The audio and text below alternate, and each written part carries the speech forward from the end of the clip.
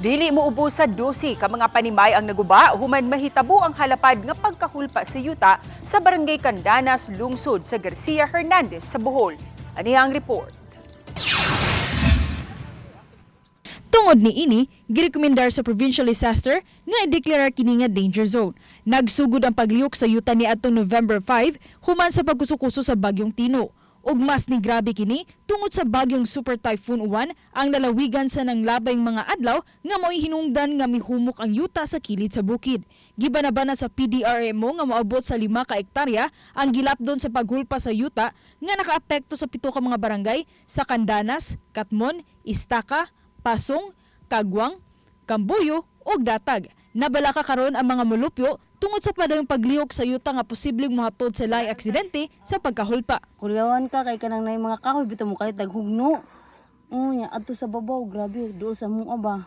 Mura ko makurog mo lagi mag-agi ko mura ko mulupad bitaw sa kong kahadlok.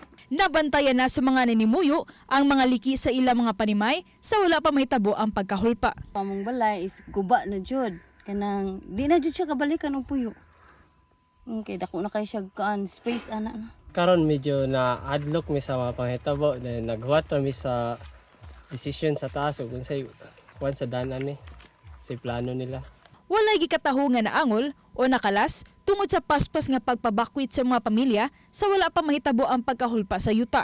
Padayong gibantayan sa provincial disaster ang maong dapit. Matud ni Anthony Damalirio, ang hepe sa PDRMO, tungod sa balayong paglihok sa yuta, girekomendar nila nga i-deklara ang Barangay Candanas isip danger zone aron mapanalipdan ang kinabuhi sa mga molupyo sa barangay sa posibleng mahitabong aksidente. Ako si Orchid Silapingkaw, Balitang Bisdak.